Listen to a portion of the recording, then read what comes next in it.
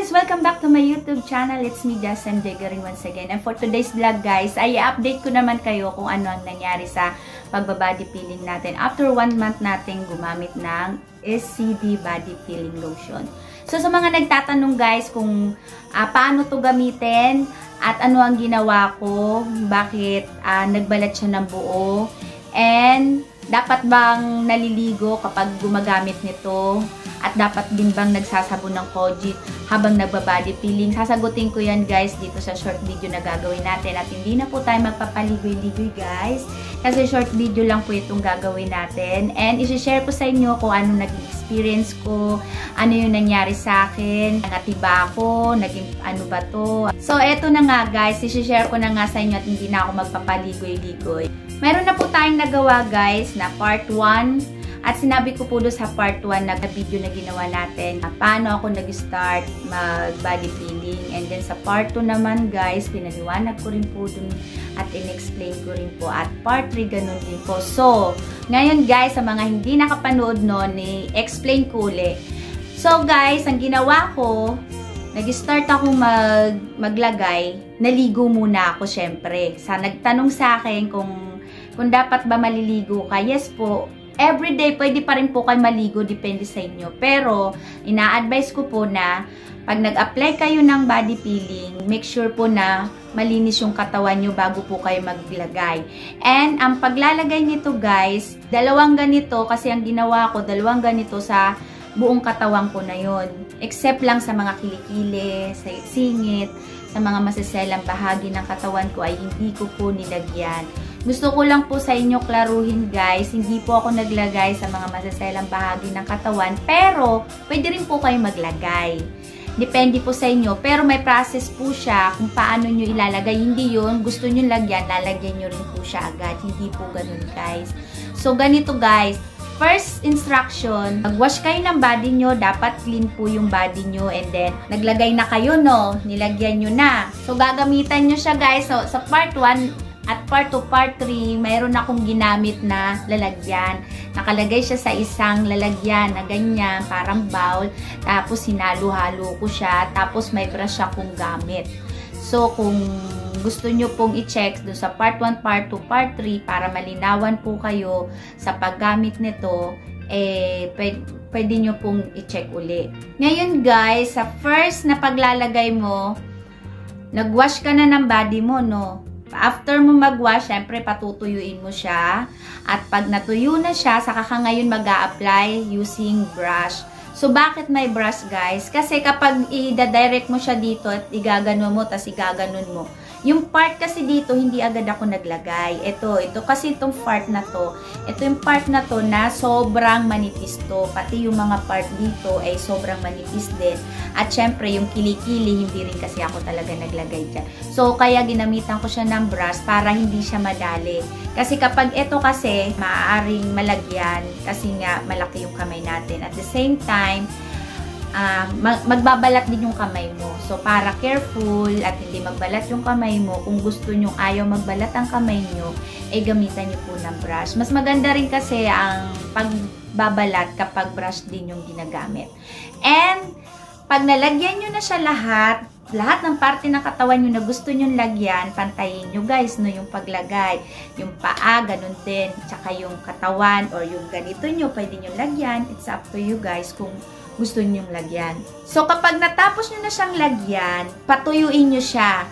So, pag tuyo na siya, 15 minutes. 15 minutes mo siyang ibababad sa katawan mo. Within 15 minutes, maglalagay ka uli. Lalagyan mo uli siya ng another coating. So, 2 beses ka na naglagay, no? Then, after 15 minutes, tutuyuin mo uli siya, guys. Then, another 15 minutes, maglalagay ka uli nito. So, meaning, sa 1 day, 3 times kang maglalagay nito na may interval na 15 minutes.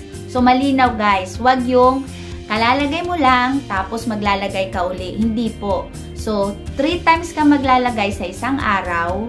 Let's say, sa gabi ka naglagay, morning, or kahit anong oras kayo maglagay, depende kung saan kayo hindi maaabala ng oras, kung saan kayo komportable. Depende sa inyo yan, guys.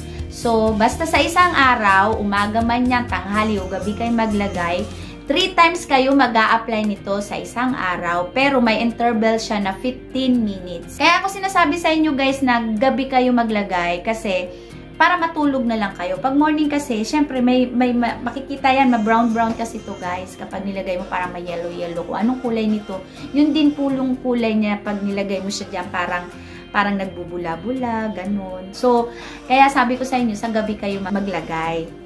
Ako kasi noon, gabi ako naglagay kasi sa morning, di naman ako makakalagay dahil may pasok ako. So, sa gabi, yun lang ang free time ko, kaya gabi ako naglagay. So, it's up to you guys kung saan kayo komportable na oras na pwede nyo ilagay ito. Kinabukasan uli, ganun pa rin. Kung anong ginawa nyo nung first day, ganun pa rin sa second day. Third coating uli. Bali, first, 15 minutes interval, maglagay kayo uli, then 15 minutes interval, then maglagay na naman kayo uli, then 15 minutes interval. So, ganun pa rin. Kung anong proseso nyo ng first day, ganun pa rin sa second day. So, pang third day, ganun pa rin. Kung ano yung ginawa nyo nung first day, yung second day, ganun pa rin ang gagawin nyo guys. Pero, ang mababago na dun guys, ay lalagyan nyo na itong part na to. Kasi yung first day at saka second day, hindi nyo pa to lalagyan. Ito kasing part na mga maninipis ay mabilis magbalat. So, dapat ihuli nyo yan. So, pang third day, saka ko lang siya nilagyan. Itong part na to, dito, dito. Kilikili, hindi talaga ako guys naglagay. Ayoko maglagay. So, yung part lang na dyan. Ganon din sa yung ganito. Yan. Ihuli nyo rin yan guys kasi manipis din yung part na yan. So, sa pangatlong araw, lalagyan nyo na siya. Pero, ganun pa rin ang coating mo. First coating, 15 minutes interval. Second coating, 15 minutes interval. Third coating, 15 minutes interval. So, yun lang. Nabago lang siya nung pang tatlong araw. Yun lang mababago yung process niya. Yung ito lang ang lalagyan mo na. Lahat pa rin lalagyan mo, pero kasama na to sa paglagay. So, sa pang-apat na araw, napakabilis na guys, nagbabalat na agad dyan. So, yung akin, pang-apat na araw, nagbalat na ako at yun na nga guys yung pinakita ko sa inyo. Ayan na nga po siya sa video.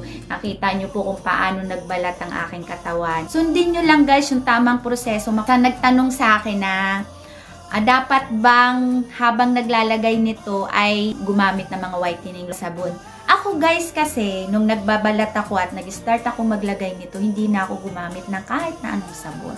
So, bakit? Sa akin kasi guys, ako kasi, hindi talaga ako gumamit. Sinadya ko, hindi ako nag-research kung gagamit ba o hindi. Hindi talaga ako gumamit kasi mahapdi yun guys.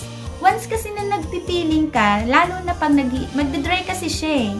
Ang na-experience ko, every time na naglalagay ako, padry ng padry yung balat ko. Tapos nun nga, nararamdaman ko na medyo parang mainit siya.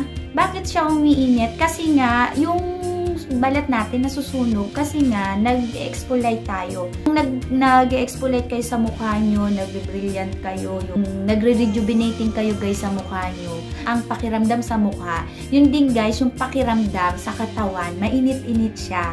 Ako, isinishare ko sa inyo to based on my own experience. So, disclaimer guys, hindi ko sinasabi na kung ano yung ginawa ko, pwede nyo rin gawin. Pero, sinishare ko sa inyo kung anong aking ginawa at experience ko. So, yun yung eksaktong pagkagawa ko. 2 weeks ako guys na hindi ako nagsabon. Hanggat hindi pa ako nag-heal masyado. Sabon lang talaga ako nung totally na-heal na ako, yung alam ko na kahit ganunin ko siya hindi na mahapde. So naglagay na ako, doon ako nag-start nag-kojic, nag-whitening soap. Kahit hindi kojic, basta any whitening soap. Tapos guys, samahan nyo na rin ng whitening lotion. Kahit hindi brand nito yung lotion. So sa akin, ang experience ko guys, ito yung brand ko na ginamit sa pampabalat. Yung sabon ko na whitening, hindi ito yung brand. So, wala naman sigurong diferensya guys kung magkaiba sila ng brand. So, sa akin kasi wala man nangyari. So, siguro ganun. Okay lang yun na magkaiba. Pero, siguro guys, depende rin yan sa body reaction natin. Minsan kasi maselan yung skin natin, di ba? So, ako, hindi naman ako sobrang maselan. Kaya siguro kahit na ito yung ginamit kong brand, at ang lotion ko ibang brand, at ang sabon ko ay ibang brand, eh wala naman nangyari sa akin. Hindi naman ako nagkagalis, hindi naman ako nangate. Walang effect sa akin. Pero kayo guys, hindi ko alam kung anong pwede maging reaction sa katawan nyo. Pwede kasing mahiyang kayo or pwede namang hindi kayo guys mahiyang. So, ang advice ko na lang dyan sa inyo, try nyo muna siya. Saglit. Kapag nangati kayo, huwag nyo nang ituloy. Pero kapag sa tingin nyo, hindi naman at walang nangyari, dire-diretso nyo, hiyang kayo kapag ganun guys. And yun nga guys, uulitin ko, yung mga reaction sa katawan ko nito, nung naglalagay ako, yung malapit na akong nagbalat at nagbabalat na ako, nakakaramdam talaga ako ng mainit-init talaga yung katawan ko noon. Sobrang mainit, kala ko may lagnat ako kasi mainit yung katawan ko. Bakit siya nag-iinit? Kasi nga parang nasusunog yung balat mo. Tapos namumula siya. So, noong una, natakot ako. Siyempre, first reaction ko yun kasi nga, first time ko rin naman naglagay. So, tapos nag-search ako, normal lang pala yung ganun, na nakakaramdam ka ng init.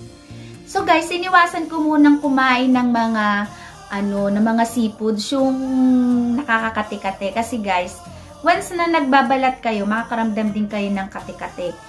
So ang kaibahan niya guys, kapag nag-body peeling kayo, mas maputi siya. At syempre, mas parang kumini siya guys, kasi natanggal yung mga dead skin mo. Tapos yung parang mga itim-itim na mga maliliit, parang natanggal, tas nag-finish siya. So, ganun siya guys. Ganun din yung baba natin nito.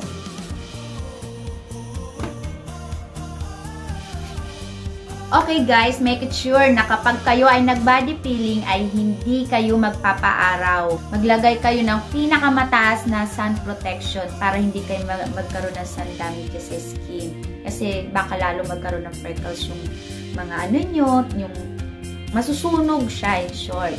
So, hindi magiging maganda yung resulta. So, importante guys na iwas muna kayo sa araw. Huwag muna kayo magpa-araw. Kung maglalabas man kayo, dapat balutin nyo muna yung katawan nyo. Please guys, balutin nyo muna kasi para maging magandang resulta ng pagbabalat nyo. So, yun lang guys ang ma-advise ko sa inyo kasi yun lang din naman ang naging experience ko. So, comment na lang kayo guys sa baba kung may mga tanong pa kayo. Yung iba dyan, hindi nyo pinanood ng buo kaya hindi nyo naiintindihan kung ano ang proseso ng paggamit. Meron po akong ginawa niyan, part 1, part 2, part 3. Kumpleto po at detalyado po ang pagkalagay ko ng mga instruction kung paano ko siya ginawa.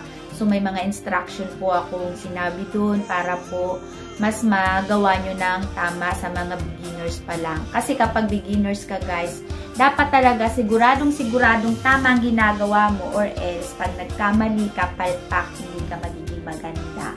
So guys, that's it for now. So bye for now guys. See you on my next vlog.